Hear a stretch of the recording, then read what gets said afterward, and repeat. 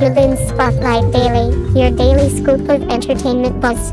The age of Timothée Chalamet, and why we're all just living in it. There comes a time in every cinephile's life when they must accept the truth. We are in the Chalamet era. No, not the Renaissance or the Space Age. We are firmly planted in the time of Timothée, the floppy-haired, deep-eyed, impossibly sensitive leading man who can look simultaneously like a lost poet and a space messiah. At 29, he's conquered everything from peach-filled Italian summers to interstellar sand dunes, and now, Los Angeles is throwing him a victory parade, disguised, of course, as a film retrospective. Let's talk about this week in LA, where it seems like everything is happening, from audio retrospectives to heady sci-fi sequels to musicals so daring they make you question your affection for tap dancing. But first, let's pay homage to a reigning indie prince, Mr. Chalamet. Welcome to Timothée Town. Population, everyone. American cinema tech clearly read the room, and probably the trending tab on TikTok, because they're rolling out a Timothée Chalamet retrospective like it's a Marvel marathon. Except this one's filled with emotional turmoil, artfully tousled hair, and characters named Delio, Paul, and Bob Dylan? Yes, you read that correctly. A complete unknown, Chalamet's latest transformation sees him donning a mop of curls and a harmonica as young Dylan, and reportedly nailing it. Described by critics as near magical, his performance straddles brilliance and brooding in a way that makes you wonder, can Timothée do anything not intense? Answer, he can also be Wonka. So, no. If you're in LA and lucky enough to have snagged a ticket, most shows sold out faster than a new Taylor Swift vinyl. You can catch him in person. Yep, real-life Chalamet, answering questions with a thoughtful, slightly mumbling cadence that says, I've read too much Camus and I'm still processing it. There's a Dune Part 2 screening followed by a Q&A with director Denis Villeneuve, and a double feature of Call Me By Your Name and Bones and All, moderated by Andrew Garfield.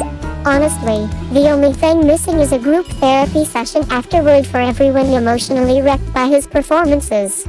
Other films in the Chalamet Cinematic Universe, CCU.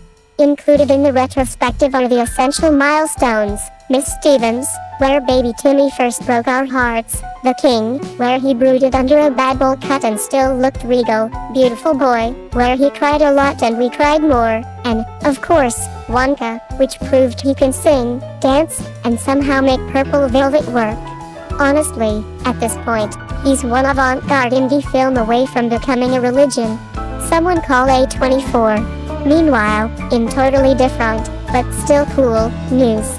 If you can't get into any of the Chalamet screenings, don't panic. LA's got more cinematic riches than a Christopher Nolan script.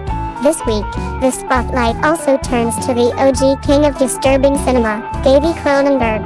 Cronenberg will be appearing at the Academy Museum, yes, the actual man behind The Fly, Crash, and all those films that make you look at your own body and say, please don't morph. On Friday, they'll screen the 4K director's cut of Videodrome, which is basically like if Black Mirror had a fever dream in the 1980s. The next night, they're showing Existence, starring Jude Law and Jennifer Jason Leigh in one of the weirdest, most brain-melting stories about virtual reality ever made. It's kind of like The Matrix, if The Matrix was built by someone who spent too much time reading Kafka and hanging out in a meat locker. Movies to watch if you want to be that friend who's seen it already. Let's talk hot picks from the LA Times entertainment staff, a team so good at predicting buzzworthy films, they probably see trailers in their dreams.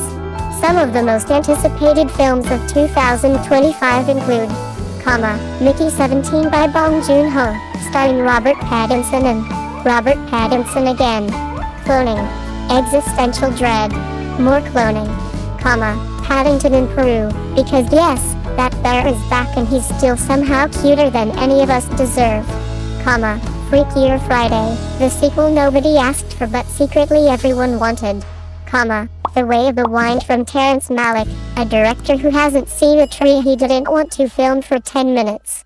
Bonus, a mysterious new project from Paul Thomas Anderson. You know it's good because there's literally no info yet, and Celine Song's Materialists, which promises to be stylish, complex, and likely make you feel emotionally underdeveloped. But wait, there's more. Pennies from Heaven in 35 millimeters. Feeling a little too grounded in reality? Head to the Egyptian Theater for a 35mm screening of 1981's Pennies from Heaven, starring Steve Martin and Bernadette Peters. This Depression-era musical is described as so out there it might be experimental, think tap dancing in the rain, but emotionally devastating. Critics at the time were divided. Is it art? Is it madness? Is it both? You decide. Just make sure you show up ready to feel confused, amazed, and probably a little sad. One more for the cinephiles, Mike Leigh's Hard Truths. British legend Mike Leigh is also getting some LA love. If your cinematic tastes lean more painfully honest human drama than CGI sandworm, check out Hard Truths, featuring a powerhouse performance by Marianne Jean-Baptiste. These films have a way of peeling back the skin of everyday life and poking your emotions with a fork. Let's be honest, we're all just trying to keep up with the Chalamet of it all. One minute he's a Shakespearean king, then next he's slinging chocolate bars, and somewhere in between he's channeling Bob Dylan with unsettling precision. Is it exhausting?